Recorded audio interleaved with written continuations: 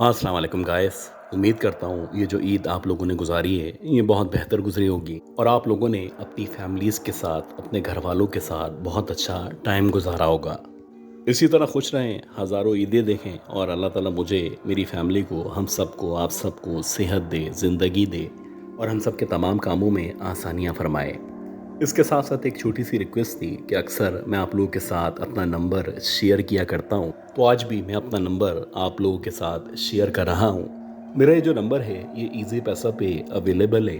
अगर आप मुझे, मेरे इस चैनल को सपोर्ट करना चाहते हैं, ये मेरी कामयाबी में पार्टिसिपेट करना चाहते हैं, तो आप इजी लोड के ज़रिए या इजी पैसा के ज़रिए मेरे इस नंबर पे सपोर्ट कर सकते हैं। इससे पहले हम आज की बहुत ही हॉरिफिक कहानी की तरफ बढ़ें। अगर आप में से किसी ने भी इस ऑडियो को, इस वीडियो को लाइक नहीं किया तो मुझे सपोर्ट करने के लिए इसको लाइक कर दें। यह कहानी सुलेमान साहब की कहानी है और ये 1989 की उस दौर की कहानी है जिस दौर में ये सिंध और पंजाब की सरहद पे, ये सरहदी गांव में रहा करते थे। ये जो गांव था ये एक छोटा सा गांव था। जाहिर सी बात है, इतनी आबादी नहीं थी, ना ही इतना अच्छा इंफ्रास्ट्रक्चर मौजूद था और ना ही इतनी ज़्यादा सहूलियात मौजूद थी। तो अक्सर ऐसा होता था कि इस गांव के जो लोग थे वो अपने रोज़गार के लिए, अपने गुज़रो औकात के लिए करीबी जो शहर था या ख़ास तौर पे जो रेलवे स्टेशन मौजूद था वहाँ का रुख किया करते थे। ये बताते हैं कि वैसे ही अक्सर ऐसा होता कि मैं अपने काम के लिए या अपने रोज़गार के लिए जो करीबी रेलवे स्टेशन था वहाँ पे चला जाता और वहाँ पे कुली के तौर पे काम किया करता था। यहाँ से अगर आप ट्रेन की बात करें तो उस दौर में जो आखिरी ट्रेन थी वो रात के 9:30-10 बजे तक गुजरा करती थी। उसके बाद सुबह तक कोई भी ट्रेन इस स्टेशन पे या इसके अतराफ में नहीं गुजरा करती थी। हमारी कोशिश होती थी कि ये जो आखिरी ट्रेन है जब ये गुजर जाए तो इसके गुजरने के 1-1.5 घंटे के अंदर अंदर अपने गांव, अपने एरिया में वापस आ सकें। इस रेलवे ट्रैक से जो हमारा घर था, जो हमारा गांव था, वो तकरीबन 35 से 40 मिनट के रास्ते पे मौजूद था। और आमतौर पे जब मैं अपने गांव की तरफ या अपने घर की तरफ रवाना होता तो कोई ना कोई साथी मेरे साथ ज़रूर मौजूद हुआ करता था। ऐसा नहीं था कि मैं अकेला अपने गांव से यहाँ पे आके रोज़गार का इंतज़ाम कर रहा था। गांव के और भी बहुत सारे लोग थे जो इसी टाइम में मेरे साथ रवाना हुआ करते थे। लेकिन कभी कभी कुछ इस तरह की बात ज़रूर होती है, कोई ना कोई इस तरह का इत्तेफाक ज़रूर हुआ करता है जो यकीनन आपके लिए किसी न किसी हादसे या वाक़े का सबब बन जाया करता है। तो ऐसी ही एक सर्द रात थी जब मैं स्टेशन से रवाना हुआ तो इत्तेफाक से आज मेरे साथ मेरे गांव जाने के लिए कोई भी मौजूद नहीं था। ये जो रास्ता था इतना लंबा रास्ता नहीं था, लेकिन ये सुनसान और वीरान रास्ता था। बेसिकली एक मंजर आप कह सकते हैं कि सहरा नुमा एरिया था। वहाँ से गुजर के मुझे अपने गांव की तरफ जाना होता था। पहले तो मैंने सोचा कि मैं सुबह होने का इंतज़ार करूं, लेकिन जब मैं अपने घर के लिए रवाना हुआ तो मैंने अल्लाह का नाम लिया और मैं तेज़ी के साथ अपने घर, अपने गांव की तरफ बढ़ता चला गया। खैर, ये जो भी रास्ता था, इस रास्ते में थोड़े से कुछ दरख्त मौजूद थे। आप कह सकते हैं कि इस तरह के दरख्त थे जो ख़ास तौर पे सहराओं के अंदर मौजूद हुआ करते थे, जिन्हें आप झाड़ियाँ भी कह सकते हैं। तो वैसे ही इत्तेफाक से जब मैं इन दरख्तों या इन झाड़ियों के सामने से गुजर रहा था तो मुझे कुछ अजीब सी बातें करने की आवाज़ें सी आना शुरू हुईं।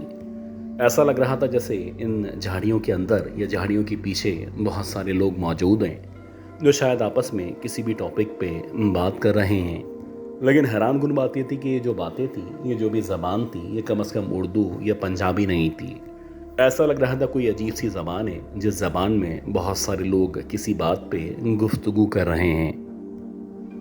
हैरानकुन बात ये थी कि झाड़ियों के पीछे जब मैंने देखा तो वहाँ पे कोई भी नज़र नहीं आ रहा था। हाँ, लेकिन मुसलसल आवाज़ें आ रही थीं और ऐसा महसूस हो रहा था जैसे वाकई में कोई पीछे खड़ा हुआ है और मुसलसल मुझे देख के या मेरे बारे में बातें कर रहा है। आप यकीन करें कि इसी दौरानिए में जबकि मैं झाड़ियों की तरफ देख रहा था तो मुझे ऐसा लगा कि इन झाड़ियों के बीच में से दो अजीब से शोले नुमा या अंगारे नुमा हैं जो मुझे मूव करते हुए दिखाई दे रहे हैं। कभी ये रोशनी एकदम से नीचे की तरफ जाती, कभी ये रोशनी एकदम से ऊपर की तरफ जाती, और जब मुझे कुछ देर के बाद अंदाज़ा हुआ तो ऐसा लग रहा था जैसे कोई दो आंखें हैं जो मुसलसल कभी इधर कभी उधर जाती हैं। और ये आंखें क्या हैं, इनके अंदर अंगारे से दहकते हुए दिखाई दे रहे हैं। अलबत्ता जहाँ तक इसकी बाकी बॉडी का जो ताल्लुक था तो बाकी बॉडी मौजूद नहीं थी, सिर्फ आंखें थी जो मुझे मुसलसल मूव करती हुई दिखाई दे रही थीं। शुरू शुरू में मुझे ये दो आंखें नज़र आना शुरू हुईं, लेकिन जैसे जैसे टाइम गुजर रहा था वैसे वैसे जो आंखें थीं ये बढ़ती चली जा रही थीं। अब ऐसा लग रहा था एक नहीं दो, दो नहीं तीन, बल्कि शायद 8-10 अफराद मौजूद हैं और ये उनकी आंखें हैं जिनकी बॉडीज़ मौजूद नहीं हैं, और ये वैसे ही शोलों की तरह चमकती हुई इधर उधर मूव करती हुई दिखाई दे रही हैं। यह वो लम्हा था जिस लम्हे आप कह सकते हैं कि मेरी जो ऊपर की सांसें थीं वो मुसलसल ऊपर थीं और जो नीचे की सांसें थीं वो मुझे बाकायदा नीचे महसूस हो रही थीं। और अब मुझे लग रहा था कि मेरे अतराफ़ में ये इन झाड़ियों के पीछे जो मखलूक़ात मौजूद हैं यकीनन ये इंसान तो है नहीं, और शायद अब यहाँ से बच के निकलना या अपने घर अपने गांव पहुँचना तकरीबन नामुमकिन नज़र आ रहा था।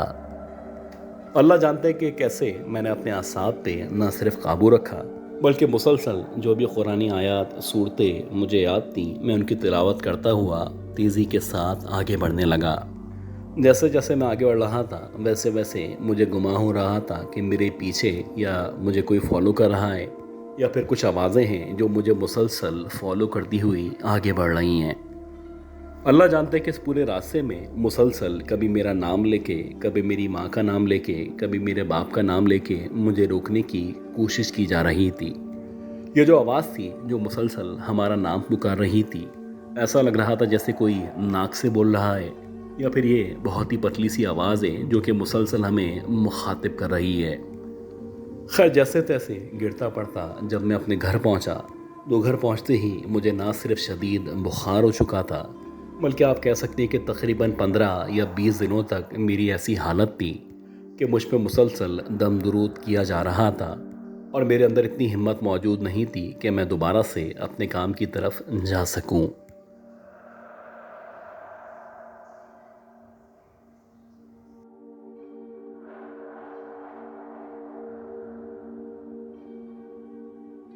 ये स्टोरी हमें इंडिया से सुमित साहब ने शेयर की है और ये बताते हैं कि इनका जो ताल्लुक़ है वो बम्बई शहर से है।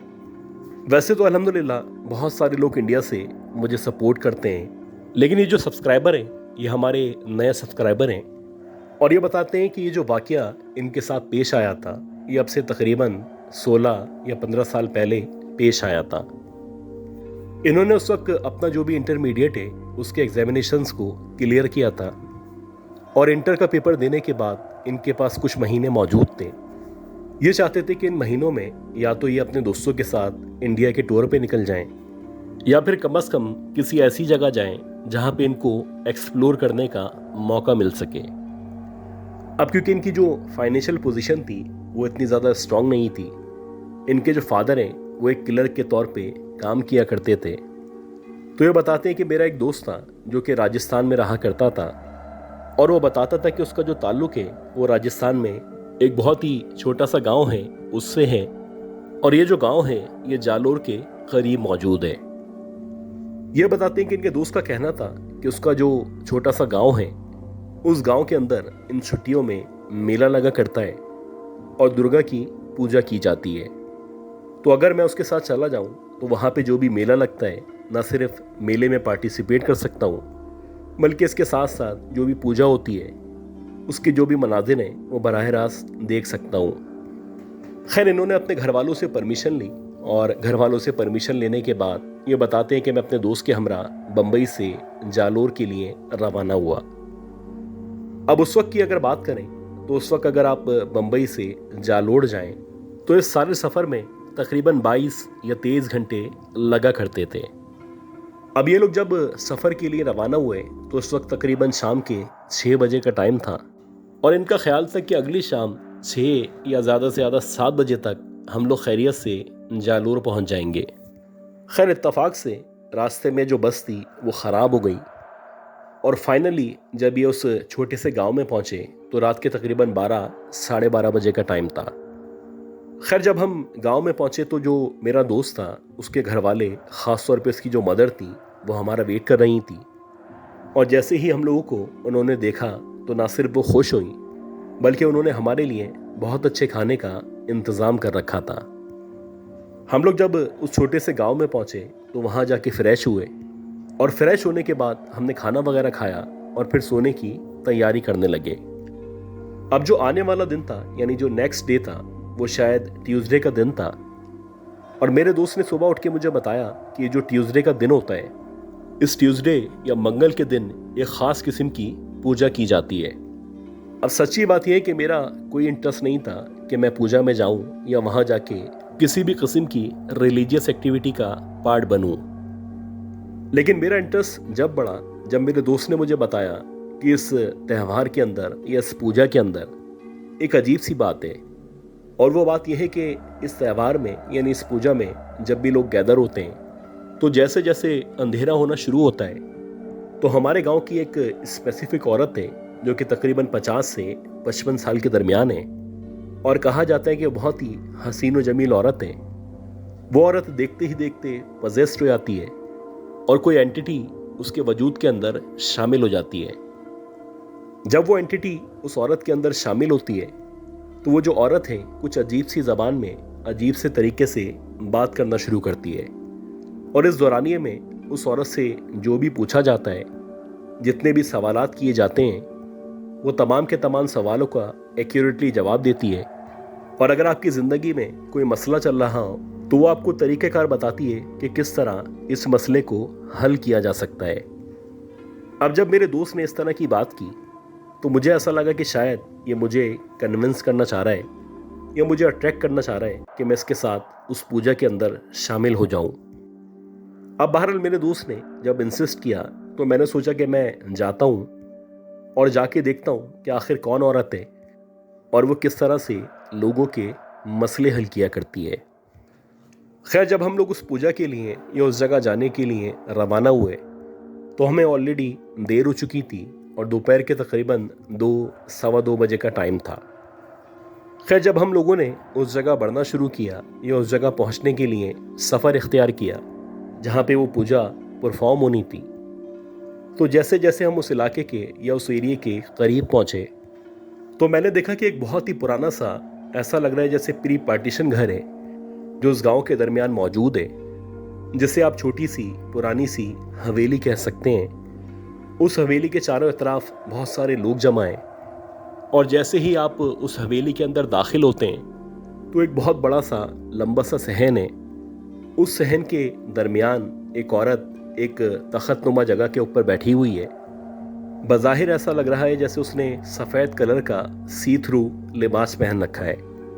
कुछ अजीब से ट्रांसपेरेंट से उसके कपड़े थे कि उसके जिस्म की जो भी साख थी वो नुमाया तौर पे नज़र आ रही थी।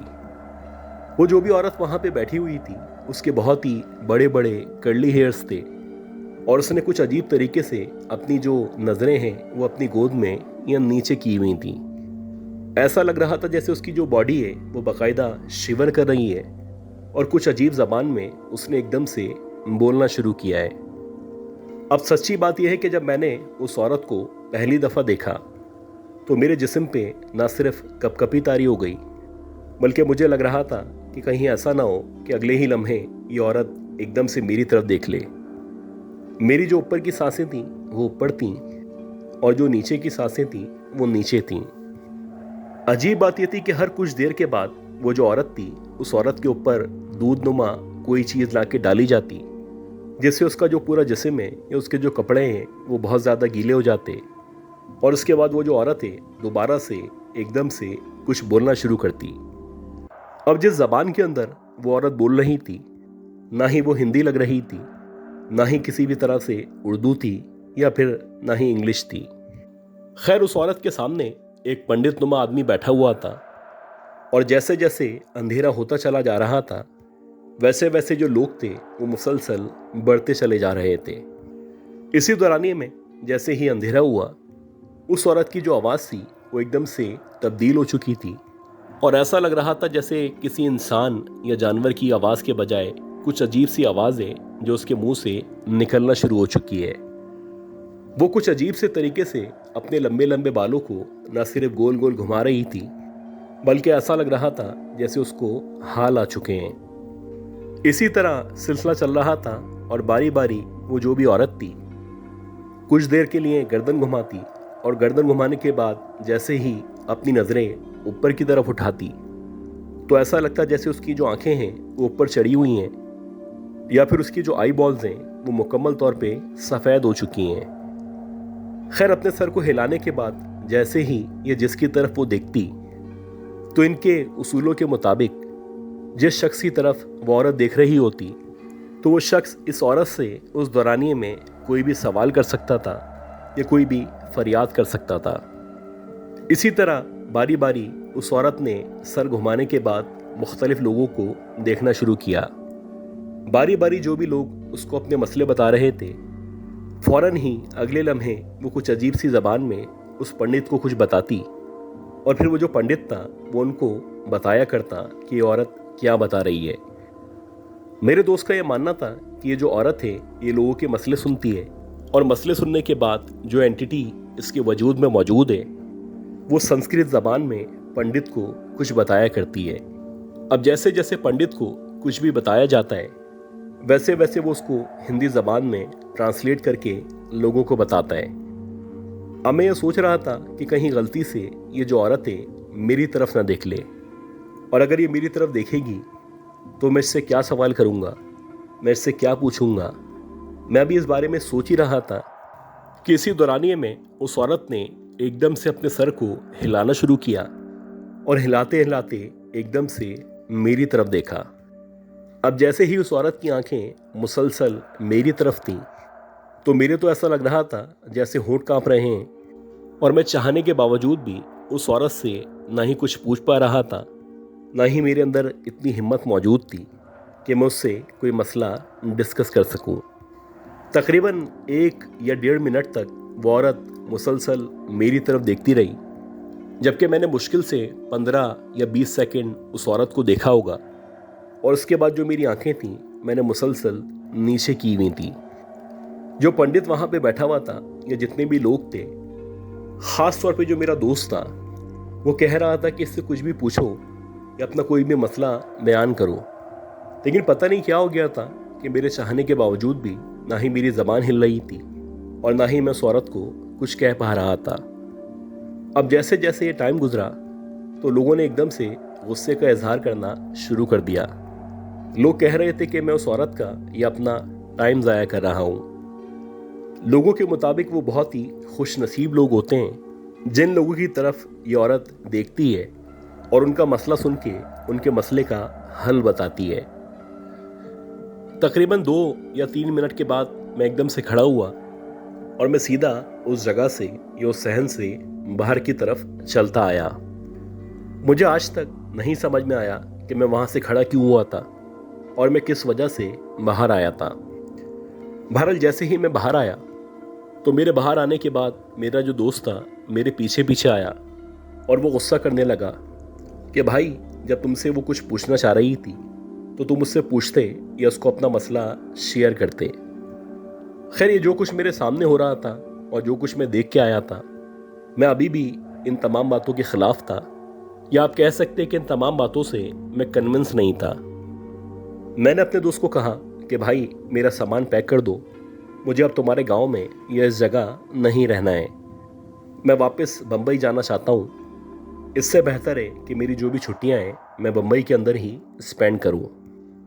अब मेरा जो दोस्त था वो इंसिस्ट करने लगा कि भाई, रात हो गई है, अगर तुझे जाना भी है तो कल चले जाना।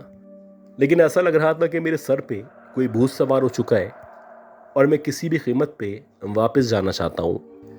अब जो मेरा दोस्त था, उसके घर वाले, उसके अम्मा अब्बा, उसके जितने भी जानने वाले थे, गर्ज के आप कह सकते हैं कि जो भी गांव वाले थे, वो सारे के सारे मुझे मना कर रहे थे कि बेटा, इतनी रात हो चुकी है, अभी तुम्हारा वापस जाना ठीक नहीं है।